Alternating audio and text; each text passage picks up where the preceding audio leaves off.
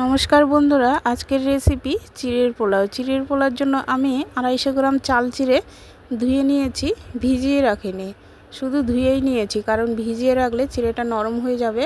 আর আমি এমনি সে বড় চিড়েগুলো নিইনি, চাল চিড়েই নিয়েছি যাতে শক্ত থাকে। প্রথমে আমি গাজরটাকে কুচিয়ে নিলাম, এবার ধনে পাতাটা কেটে নেব।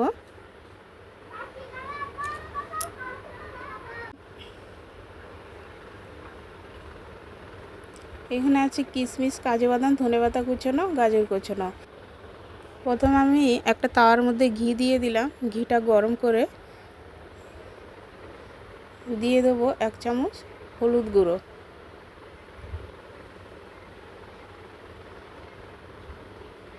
এবার এটা চিড়ের সঙ্গে মাখিয়ে নেব। এরকম গরম করে মাখলে কালারটা ফোটে ভালো। মাখানো হয়ে গেছে। এবার সাদা তেল দিয়ে আগে ভেজিটেবলগুলো ভেজে নেব। প্রথমে দিয়ে দিলাম গরম মশলা, গোটা গরম মশলা, তেজপাতা, গাজর কুচোনো,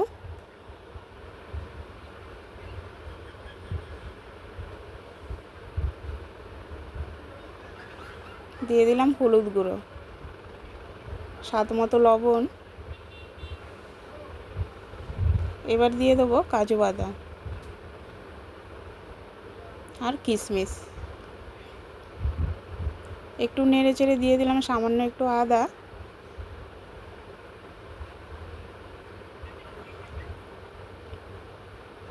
এবার দিয়ে দেবো সে চিড়ে, ঘি দিয়ে যে মাখিয়ে রেখেছিলাম সেই চিড়েটা দিয়ে দেবো, স্বাদ মতো লবণ, চিড়ের মধ্যে মাখিয়ে নেব। এবার আমি তেলেই দিয়ে দিলাম। সব কিছু একসঙ্গে নাড়বো কিছুক্ষণ।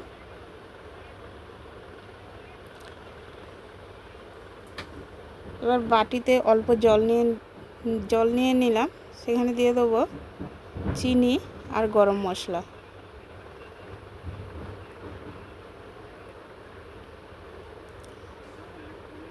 এবার চিড়ের উপর দিয়ে দেবো।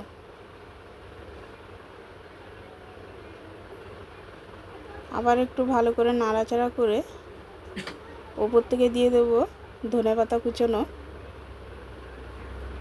তৈরি বন্ধুরা চিড়ের পোলাও। দেখো কি সুন্দর হয়েছে, কালারটাও কি সুন্দর ফুটেছে। আশা করি বন্ধুরা রেসিপি তোমাদের ভালো লেগেছে। রেসিপি ভালো লাগলে লাইক, কমেন্ট, শেয়ার করতে ভুলবে না। সবাইকে টাটা, বাই বাই।